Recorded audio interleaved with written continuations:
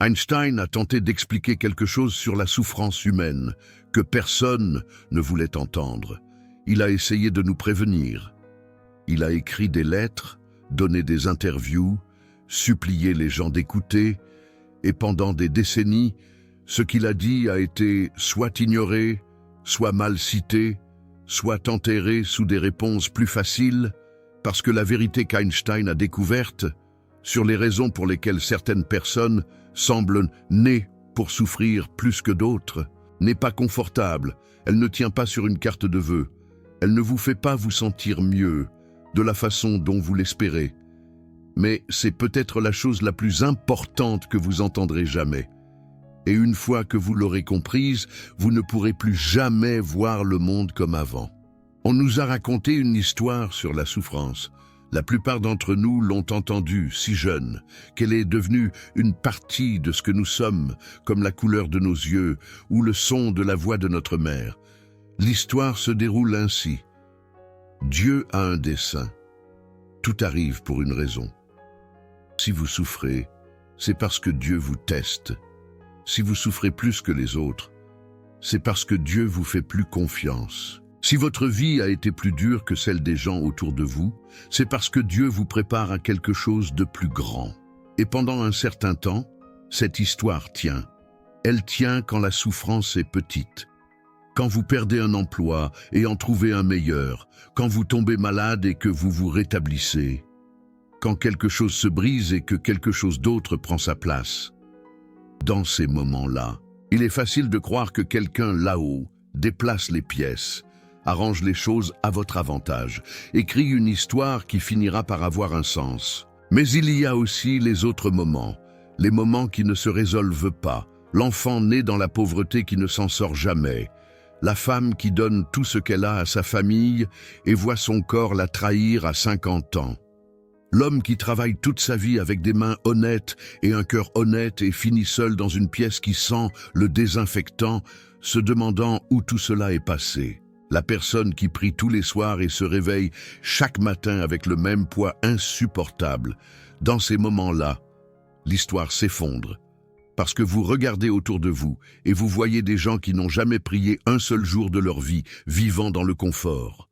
Vous voyez des gens qui ont menti, triché et pris des raccourcis prospérants, tandis que vous, qui avez essayé de tout faire correctement, vous vous noyez.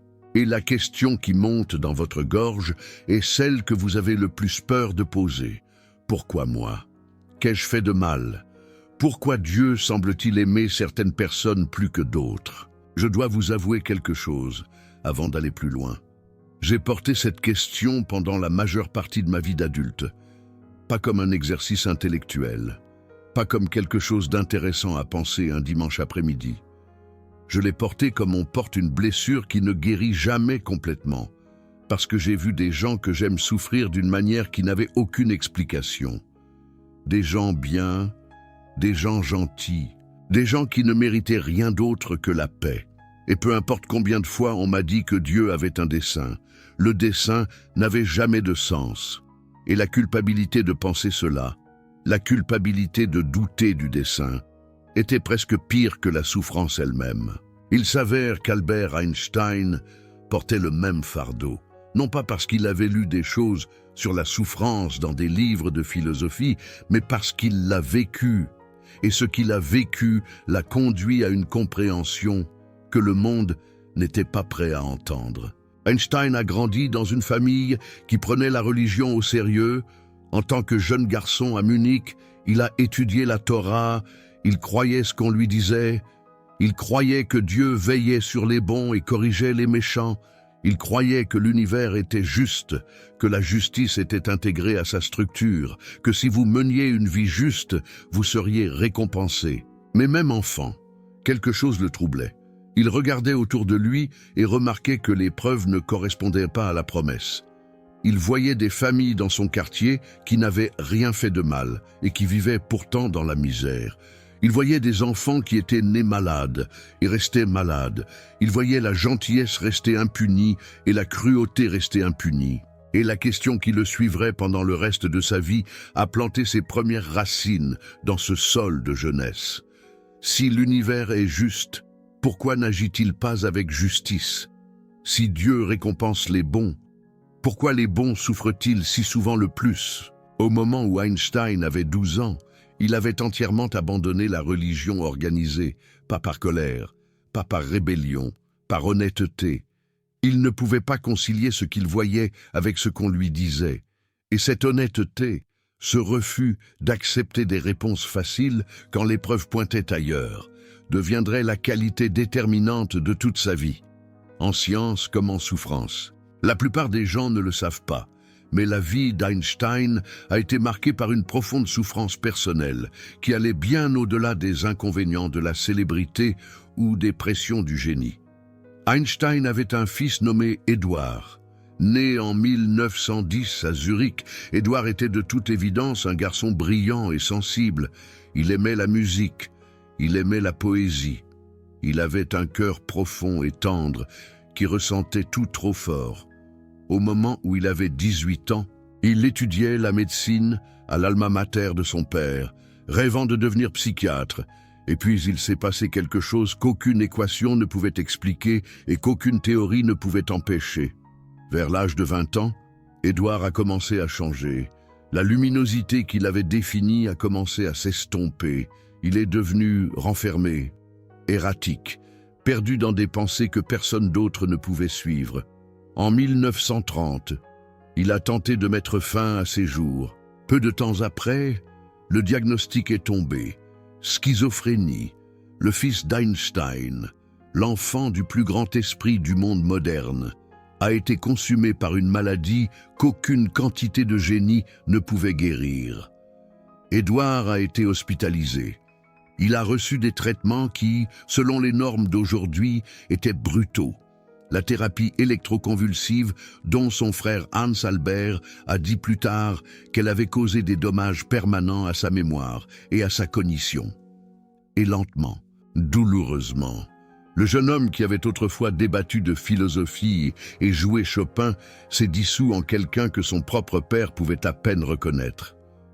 Einstein a écrit à ce sujet dans des lettres que la plupart des biographies ne mentionnent que brièvement, voire pas du tout. Dans l'une d'elles, il a dit les mots qui me font encore m'arrêter chaque fois que je les lis.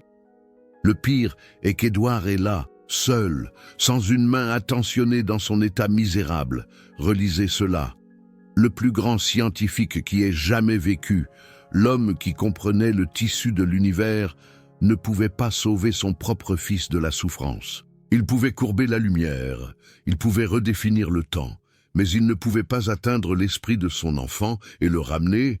Avant qu'Édouard ne tombe malade, Einstein lui avait déjà fait défaut d'une manière qui l'a hanté pour le reste de sa vie.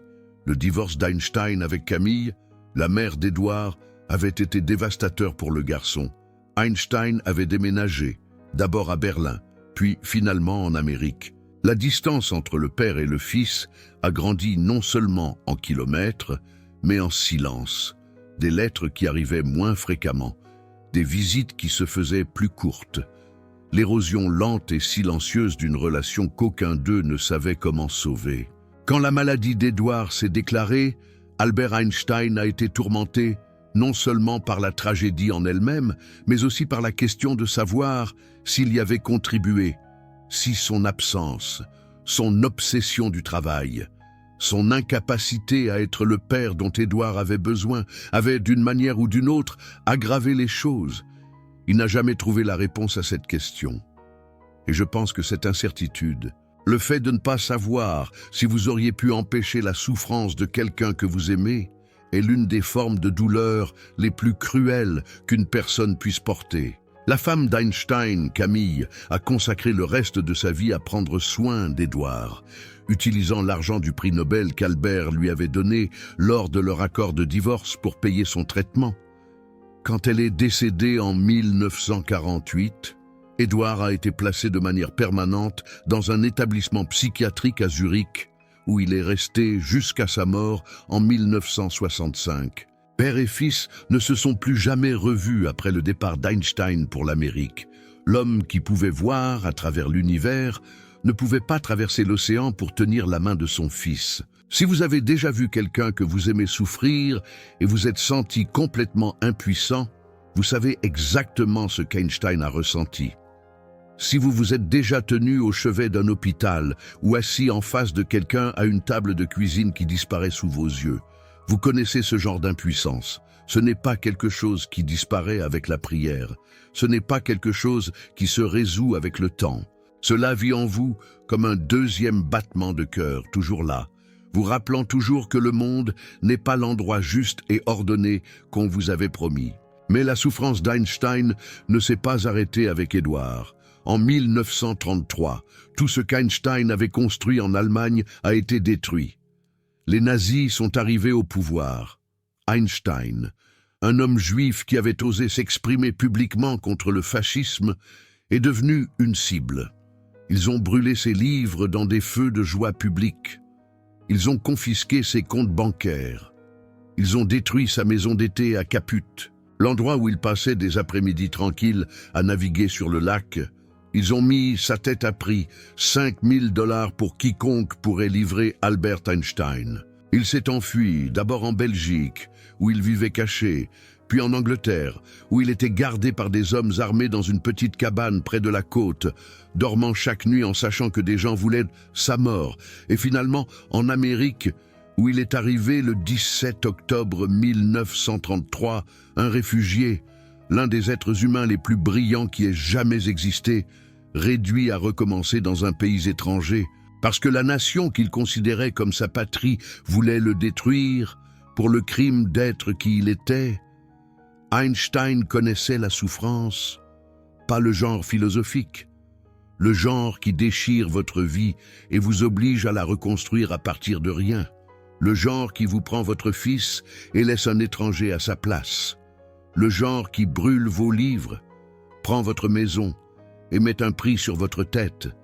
Et c'est de l'intérieur de cette souffrance, du centre même de celle-ci, qu'Einstein a commencé à voir quelque chose qui allait changer la façon dont il comprenait tout. Et je veux faire une pause ici, parce que c'est important. La plupart d'entre nous qui souffrons n'avons pas le luxe d'être des génies. Nous n'avons pas de prix Nobel ou d'équation portant notre nom. Nous n'avons pas de biographe qui enregistre notre douleur pour la postérité. Nous souffrons dans de petits appartements, des salles d'attente d'hôpitaux et des cuisines tranquilles, où le seul public est l'horloge sur le mur. Et quand les gens nous disent que Dieu a un dessein, nous hochons la tête, sourions et retournons porter le poids seuls. Mais ce que l'histoire d'Einstein nous montre, c'est que le génie ne vous protège pas de la souffrance. La célébrité ne vous protège pas. La connaissance ne vous protège pas. Comprendre les lois les plus profondes de l'univers ne vous protège pas des cruautés les plus fondamentales de l'existence. Et si c'est vrai, alors la souffrance n'est pas un échec de caractère. Ce n'est pas un reflet de votre valeur. C'est une condition d'être vivant. Et la question n'est pas de savoir comment l'éviter, parce que vous ne pouvez pas l'éviter. La question est de savoir ce que vous en faites une fois qu'elle arrive. Einstein a passé des décennies à lutter avec cette question. Et la réponse à laquelle il est parvenu était si simple, si radicale et si profondément différente de tout ce qu'on lui avait enseigné, qu'elle remet encore en question tout ce que nous pensons savoir sur les raisons pour lesquelles les gens souffrent. En 1950, un père à New York a écrit à Einstein. Son fils de 11 ans était décédé de la polio. L'homme était anéanti. Il voulait qu'Einstein, le grand génie, lui dise quelque chose qui ferait cesser la douleur, qu'il explique pourquoi cela s'était produit, qu'il offre une raison, une formule, une équation qui pourrait donner un sens à la mort insensée d'un enfant. La réponse d'Einstein est l'un des documents les plus extraordinaires du XXe siècle, et presque personne ne sait qu'elle existe. Il a écrit à ce père en deuil quelque chose que j'ai besoin que vous entendiez attentivement. Il a dit « Un être humain fait partie d'un tout, que nous appelons univers, une partie limitée dans le temps et l'espace.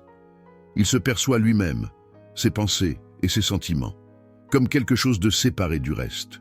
Une sorte d'illusion d'optique de sa conscience, une illusion d'optique. » Einstein disait à ce père que la manière même dont nous vivons la souffrance, la manière dont nous la ressentons comme personnelle, comme uniquement la nôtre, comme une preuve que l'univers nous a désignés pour une punition, est une illusion, pas parce que la douleur n'est pas réelle.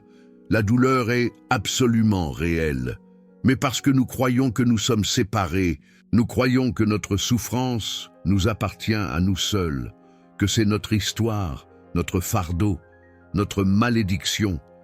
Et cette croyance, ce sentiment de séparation, est ce qui rend la souffrance insupportable. Einstein a continué. Il a dit que cette illusion est une sorte de prison pour nous, nous limitant à nos désirs personnels et à l'affection pour quelques personnes qui nous sont proches. Notre tâche doit être de nous libérer de cette prison en élargissant nos cercles de compassion pour embrasser toutes les créatures vivantes et toute la nature dans sa beauté. Je veux que vous restiez avec ça un moment, parce que ce qu'Einstein disait, ce n'est pas que la souffrance n'a pas d'importance. Il disait que la raison pour laquelle la souffrance est si accablante, si isolante, si incroyablement lourde, est parce que nous la portons seuls, nous la gardons près de nous comme une honte secrète. Nous comparons notre douleur à la vie des autres et concluons que nous avons été choisis pour un chemin plus difficile. Et cet isolement, cette séparation, est ce qui nous brise, pas la souffrance elle-même, la solitude de celle-ci. Ce qu'Einstein a décrit dans cette lettre fait écho à quelque chose que les penseurs les plus profonds de l'histoire humaine essaient de nous dire depuis des millénaires. Les philosophes stoïciens de la Rome antique, des hommes comme Marc Aurèle et Sénèque, ont enseigné que la souffrance devient insupportable seulement lorsque nous croyons qu'elle ne devrait pas se produire. Quand nous résistons à la réalité au lieu de nous engager avec elle, quand nous insistons pour que l'univers nous doive quelque chose de mieux, Marc Aurèle, qui était lui-même empereur et a pourtant subi la perte de plusieurs enfants, a écrit que l'obstacle est le chemin, que la souffrance n'est pas un détour de la vie, c'est le chemin lui-même. La tradition bouddhiste, des milliers d'années avant la naissance d'Albert Einstein, était arrivée à presque exactement la même conclusion.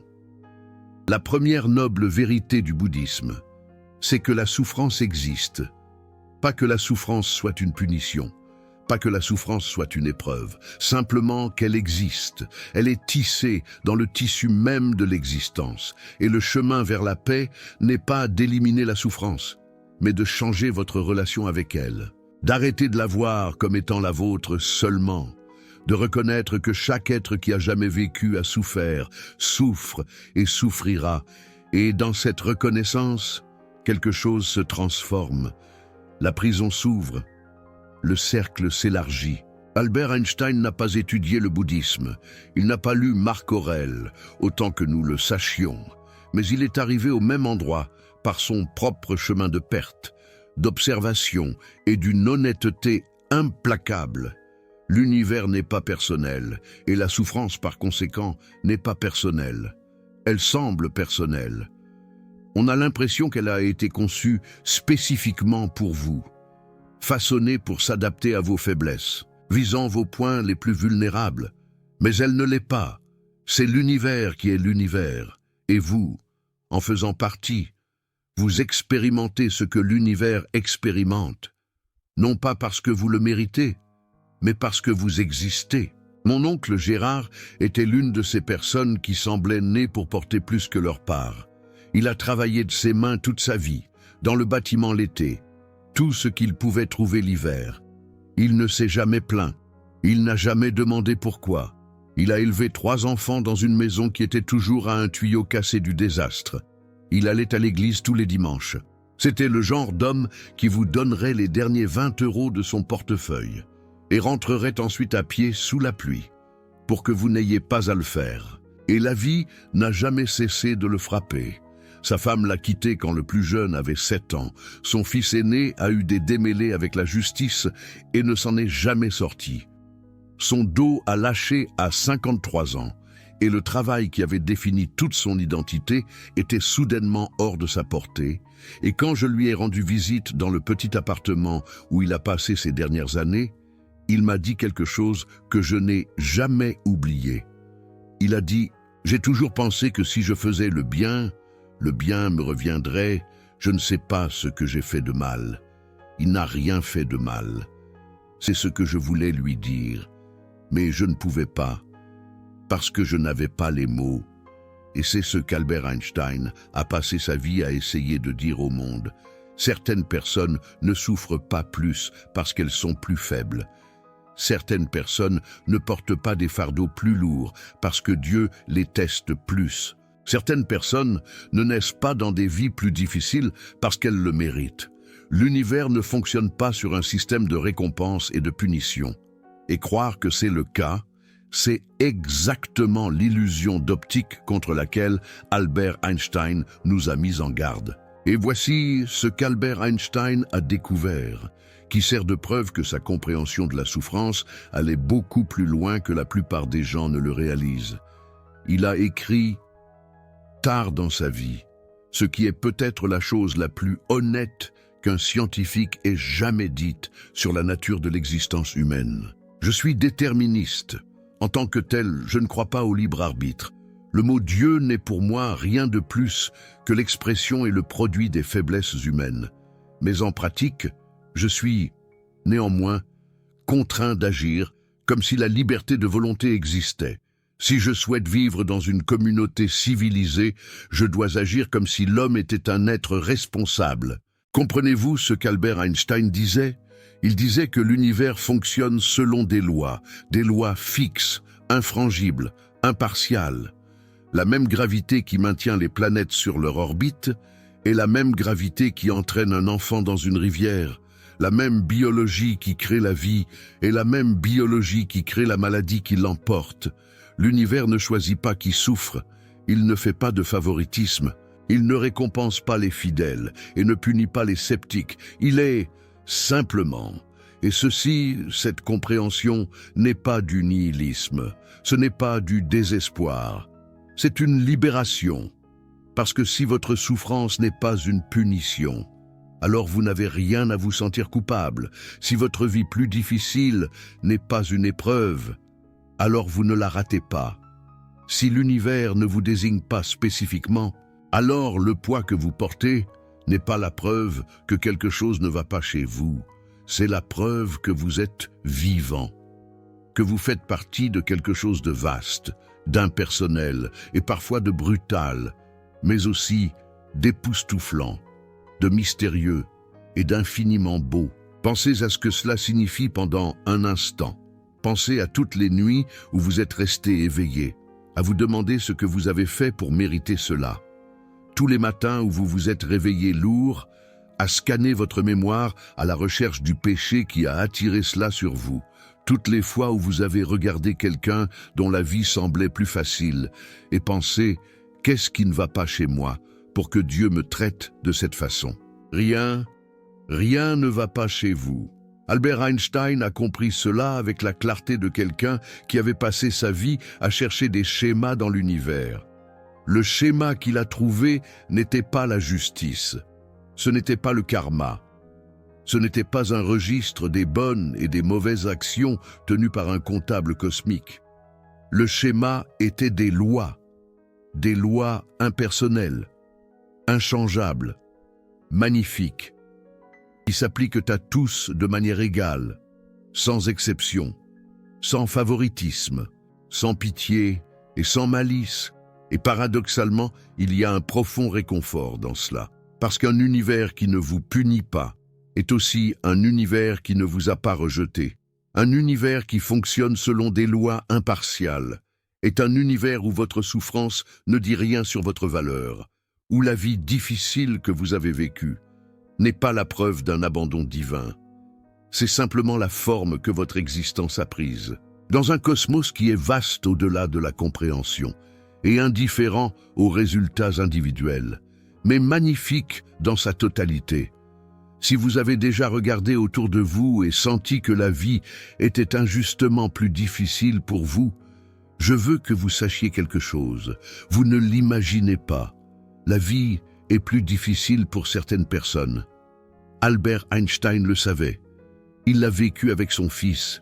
Il l'a vécu en tant que réfugié. Il a regardé le monde brûler les livres de personnes innocentes et envoyer des millions de personnes à la mort. Et il n'a pas détourné le regard. Il ne s'est pas réfugié dans des réponses faciles. Il s'est assis avec tout le poids de cela et a essayé de trouver quelque chose de vrai. Et ce qu'il a trouvé, c'est ceci. La réponse à la souffrance n'est pas une explication. C'est un élargissement. Un élargissement de ce que vous considérez être vous-même. Un élargissement de ceux dont vous êtes prêt à vous soucier. Un élargissement du cercle qui vous sépare du reste du monde vivant, qui respire et qui lutte. Albert Einstein a écrit « La véritable valeur d'un être humain est déterminée principalement par la mesure et le sens dans lesquels il a atteint la libération du soi. Pas la libération de la souffrance, la libération du soi, de la prison de croire que votre douleur n'est que la vôtre, de l'illusion que vous êtes séparés, de l'histoire selon laquelle votre souffrance signifie que vous êtes maudit, abandonné ou oublié. Les personnes qui souffrent le plus ne sont pas punies, elles sont appelées, pas par un Dieu qui teste ses favoris, mais par la vie elle-même, à devenir quelque chose de plus grand que leur douleur, à élargir leur cercle, prendre ce qu'ils ont enduré et l'utiliser non pas comme la preuve que le monde est cruel, mais comme un pont vers chaque autre personne qui s'est déjà sentie seule dans sa souffrance. Albert Einstein l'a fait après avoir perdu son fils à cause de la folie, après avoir été traqué par les nazis, après avoir vu le monde se déchirer. Il ne s'est pas replié sur lui-même. Il n'est pas devenu amer. Il a fait quelque chose que la plupart des gens à sa place n'auraient jamais pensé faire. Il s'est tourné vers les autres. Il a aidé d'autres réfugiés à fuir l'Allemagne, en rédigeant des lettres de recommandation, en passant des coups de téléphone, en associant son nom célèbre à des causes qui n'avaient rien à voir avec la physique. Lui et sa femme, Elsa, ont personnellement aidé des familles à demander des visas pour échapper au régime nazi. Il a cofondé ce qui allait devenir l'International Rescue Committee, une organisation qui, à ce jour, aide les personnes déplacées par la guerre et la persécution. Il a écrit des lettres de réconfort à de parfaits inconnus qui se noyaient dans le chagrin, des gens qu'il n'avait jamais rencontrés, qu'il ne rencontrerait jamais, qui lui écrivaient simplement parce qu'il ne savait pas vers qui d'autre se tourner. Einstein a pris sa souffrance et l'a transformée en un pont. Pas un pont qui s'éloigne de la douleur, un pont qui mène vers les autres personnes, qui souffrent également. Et ce faisant, il a découvert quelque chose qu'aucune équation ne pouvait prouver, mais que sa propre vie a démontré sans l'ombre d'un doute. Plus vous élargissez votre cercle de compassion, moins votre propre souffrance vous consume. Non pas parce que la souffrance disparaît, mais parce qu'elle n'est plus la vôtre seulement. Elle appartient à quelque chose de plus grand, et dans cette appartenance plus vaste, il y a une sorte de paix qu'aucune prière, aucune philosophie, aucune théologie ne peut apporter à elle seule. Si vous êtes encore là avec moi, je veux vous remercier. Ce sont des mots lourds et des vérités lourdes, et je sais qu'il n'est pas facile de rester assis avec cette chaîne existe, parce que je crois que les questions les plus difficiles méritent des réponses honnêtes, pas des réponses confortables. Si cette conversation vous a apporté quelque chose, même si ce n'est que le sentiment d'être compris, le super merci est un moyen de m'aider à continuer. Mais seulement si cela vous semble juste, seulement si quelque chose ici vous a touché. Maintenant, je veux vous demander quelque chose. Et je le pense sincèrement. Qu'allez-vous faire avec ce que vous savez maintenant? Parce que savoir que la souffrance n'est pas une punition ne suffit pas. Savoir que l'univers ne s'acharne pas sur vous ne suffit pas. Savoir qu'Einstein lui-même portait un poids insupportable ne suffit pas. La question est, qu'est-ce qui vient après? Et la réponse d'Einstein, la réponse à laquelle il a consacré toute sa vie, est simple et dévastatrice et belle, tout à la fois. Élargissez votre cercle. Prenez votre douleur et laissez-la vous ouvrir et non vous fermer. Laissez-la vous rendre plus compatissant et non plus amer. Laissez-la vous connecter à l'étranger dans le bus, qui porte également quelque chose que vous ne pouvez pas voir. Laissez-la vous adoucir envers la personne qui vous a blessé, parce qu'elle porte presque certainement quelque chose, elle aussi. Laissez-la vous rappeler, chaque jour, que vous n'êtes pas un être séparé. Piégé dans un corps séparé, vivant une histoire séparée, vous faites partie du tout, que nous appelons l'univers. Et chaque personne qui souffre, souffre avec vous. Et chaque personne qui trouve un moment de paix, le trouve pour vous aussi. Einstein n'a jamais trouvé de formule pour la souffrance. Il n'a jamais découvert d'équation qui fasse cesser la douleur. Mais il a trouvé quelque chose que les formules ne pourraient jamais contenir. Il a constaté que la réponse à la question de savoir pourquoi certaines personnes souffrent plus n'est pas une raison, c'est une réponse, pas une explication, une action, pas une philosophie, une façon de vivre. Vous n'êtes pas né pour souffrir plus, parce que vous êtes moins. Vous êtes né dans un univers qui est indifférent aux destins individuels, mais infiniment riche en connexions. Et la souffrance que vous portez, la souffrance qui vous a fait vous demander si la vie est juste, si Dieu est réel, si tout cela a un sens, cette souffrance vous a donné quelque chose que les personnes qui n'ont jamais été mises à l'épreuve n'auront jamais. Elle vous a donné de la profondeur, elle vous a donné de l'empathie, elle vous a donné la capacité de vous asseoir avec quelqu'un dans son moment le plus sombre et de dire, sans ciller, je sais parce que j'y suis passé aussi. Ce n'est pas une malédiction, c'est un cadeau que seule la souffrance peut donner. Einstein l'a compris, il l'a vécu, et maintenant, vous aussi. La question n'est pas de savoir pourquoi vous souffrez. La question est de savoir ce que vous allez construire avec cela. Et vous seul pouvez y répondre. Pas Dieu, pas Einstein, personne dans les commentaires. Vous, ce soir, demain. Et chaque jour après cela. Vous savez quelque chose maintenant, que la plupart des gens passent toute leur vie à éviter. La souffrance n'est pas un jugement, c'est une invitation à cesser de demander pourquoi et à commencer à demander qui. Qui puis-je atteindre? Qui puis-je réconforter? À qui puis-je montrer qu'il n'est pas seul? Parce que chaque fois que vous faites cela, chaque fois que vous prenez votre douleur et la transformez en présence pour un autre être humain, vous faites exactement ce qu'Einstein disait être le but le plus élevé d'une vie humaine. Vous vous libérez de la prison du moi. Et dans cette liberté, quelque chose d'extraordinaire se produit. La souffrance ne disparaît pas, mais elle se transforme. Elle devient la chose même qui vous connecte à tous et à tout, ce qui a jamais vécu. Si cela vous a touché, si quelque chose dans ces mots vous a fait vous sentir moins seul dans ce que vous portez, j'ai besoin de vous entendre. Racontez-moi votre histoire dans les commentaires. Dites-moi ce que vous avez enduré, que personne ne sait. Dites-moi le poids que vous portez en silence, parce que je vous promets que quelqu'un qui lit vos mots ce soir a besoin de les entendre. Quelqu'un là-bas est assis dans le noir en ce moment, convaincu qu'il est le seul à ressentir cela. Et vos mots honnêtes, bruts, courageux, pourraient être la chose qui le sauve. Ce n'est pas une exagération. C'est comme ça que ça marche. C'est comme ça que le cercle s'élargit.